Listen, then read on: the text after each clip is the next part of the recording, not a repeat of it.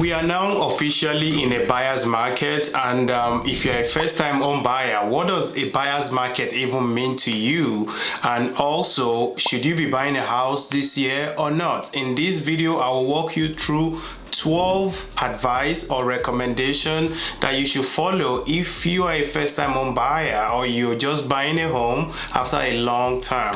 My name is Wale Lawal. I am a new construction expert and a real estate agent in the Houston, Texas area. If you're looking to buy or sell a house, I would like to connect with you and I would like to help you achieve that goal this year. All right, let's go. I will be talking about 12 things that you should be watching out for if you're buying your first home. Number one thing is that you do need a good realtor. A real estate agent are there to help you, to guide you through the process, to negotiate for you, to advocate for you, and to be your voice in that transaction. That is the purpose of a real estate agent. Now, that real estate agent will be connecting you with a mortgage lender, which is going to get you a pre-approval letter and you can start home shopping, right? Real estate agents should not only know a good lender, they should also know other real estate professionals that will make your life easier, that will make the purchase as smooth as possible. Talk about real estate, home inspector, appraisal, insurance agent, real estate attorney. All these are people that good real estate agents should know. So that's number one. Number two is that do not let the seller actually know how much you've been pre-approved for. So this is one big mistake I see all the time. A buyer is talking to their agent openly, they are telling the other side of the transaction how much they've been pre-approved for. You should not know that. Only you and your agent should know, and your lender of course should know how much you've been pre-approved for. Any other party outside that transaction should not know how much you've been pre-approved for, because if they know, then you're pretty much reducing your own negotiation leverage. You're letting the cat out of the bag and you don't want that. Now, number three is that you should definitely focus on days on the market. So it's a buyer's market right now officially, meaning that buyer has more leverage to negotiate. Buyer has leverage to get a better deal than the seller, right? Now, a days on the market, it tells you how long the property has been on the market. So you can see it 10 days on the market, 20 days on the market, 60 days on the market. Of course, the higher the days on the market, the more motivated the seller is, because it means that the property has been sitting in for 60 days, 2 months, and is not selling. Definitely there is something going on behind the scene, and you will need your agent to help you to uncover that so you can use that as your own leverage to negotiate. So that's number three, focus on DOM, days on the market. Number four, meaning that you definitely want to buy in the best neighborhood for you, because if you don't buy in the best neighborhood, you're going to be pushed to move in the next 1 or 2 years. And I always recommend that people stay in their house for at least 5 years, because moving is not easy. You want to make sure you like the house, you like the neighborhood, you can afford it, and as much as possible, make sure that house check your boxes. Of course, it may not check 100% of your boxes or 10 out of 10 of your criteria, but at least if you check 7 to 8, I will go for it. Anything less than 6, I would say you should look for another house, because it means that you're going to be looking for another house in less than 2 years, and that is not fun at all. Now, number five, you need to know the reason why the seller is selling. Now, most of the time, if you know why the seller is selling, you can structure your offer and strategize with your agent to make sure that your offer is going to be in a better position of being accepted. If you don't know that and there's no way to find out, don't stress too much about it. Seller can sell for any reason: divorce, foreclosure, change of job, moving to another state, among other reasons why they can be selling their property. But try to find out, if possible, through your agent. If not, still make your offer accordingly. Now, number six, you do need to get at least 3 estimates from 3 different lenders. The reason we are doing this is because you want to be able to compare lender A to lender B and lender B to lender C, and vice versa, because you want to make sure you are going with the best loan estimates. And this is why it's very important for you to know the loan product you are getting, so you can be able to compare apples to apple as much as possible. Now, do not buy a point from lender A and not buying a point from lender B. That would not be good, because you're simply not comparing apples to apple. That is my number 6. Now, number 7, always get home inspection and appraisal done. When you're buying a house, there will always be home inspection that will be done. So make sure you don't skip that process. I do not recommend that in any way. Even if you're buying a new construction, we always do home inspection. That one is home appraisal. If you're buying a property, for sure, the lender is going to be doing home appraisal.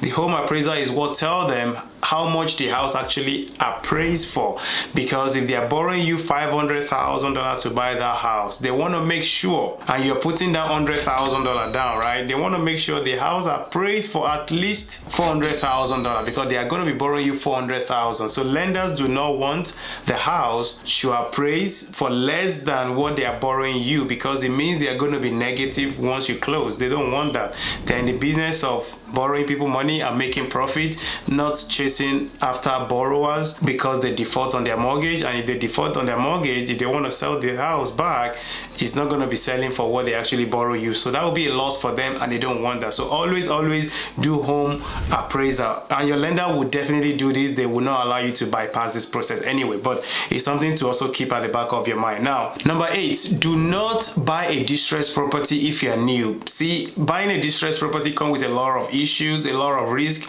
and if you don't have the risk tolerance or the experience or the intestinal fortitude to buy those distressed property, they may not be the best one for you. Talk about foundation issue, roof issue, termite issue, siding issue. A lot of issues that just come with buying a home with a distress. You don't want that, because if you buy that house, guess what? Who is going to be dealing with all those problems? That will be you, and I don't want that to be your case. Now, number 9, do not chase the golden egg. Golden egg is that house that is very expensive, that everybody like it. Maybe it's very unique. Maybe it's in a very strategic location. Now, if you do that as a first-time home buyer, there is a high chances you will overpay, because you don't want to look like as if you lose out to other people. You don't want to be a loser. You want to be competitive, right?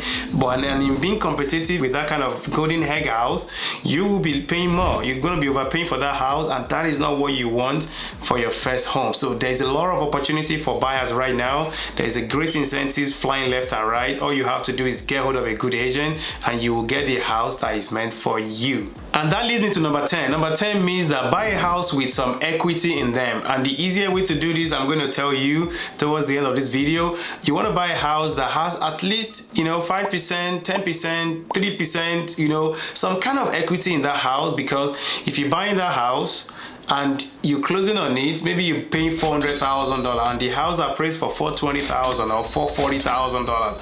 That is $40,000 equity in the house just by you going through the process of buying a house.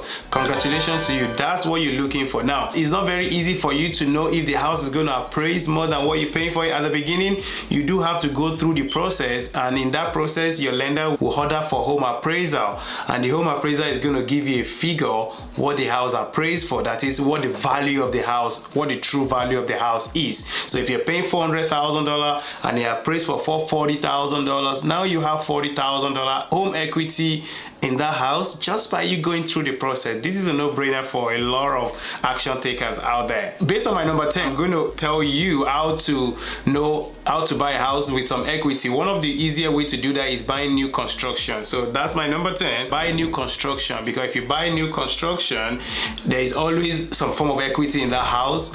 Builders always don't really sell it at the top dollars. There's always some form of wiggle room. So for example, what I've done for clients, buying a house of $700,000 appraising for $750, house of $800 appraising for like $900K. So these are kind of things I've done for people, and definitely I can help you too. So new construction is the way to go for sure. There's a lot of incentives, appliances, refrigerator, microwave, dishwasher, blinds, a lot of upgrades, security systems, sprinkler systems, among other things. Plus they pay your closing costs as well. These are the things that you don't get when you're buying a resale property, and also it's way easier. It's almost zero risk when you're buying a new construction. So definitely look into new construction, and I would love to help you once again. Now this is the last one, and I think is very, very important as well. Number 12, it means be willing to walk away. The market is a buyer's market. You should should definitely not have any issue finding a house that is meant for you and your family.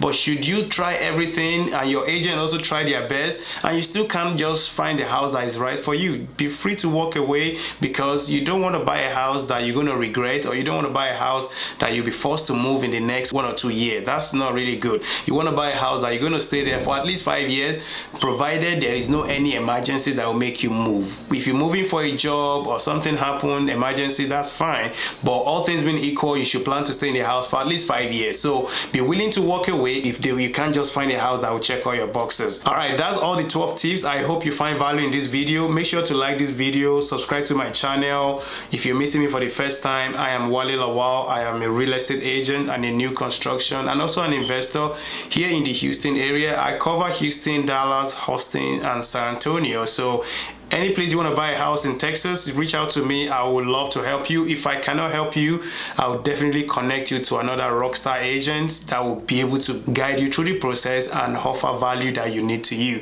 I will see you on the next one. Bye-bye.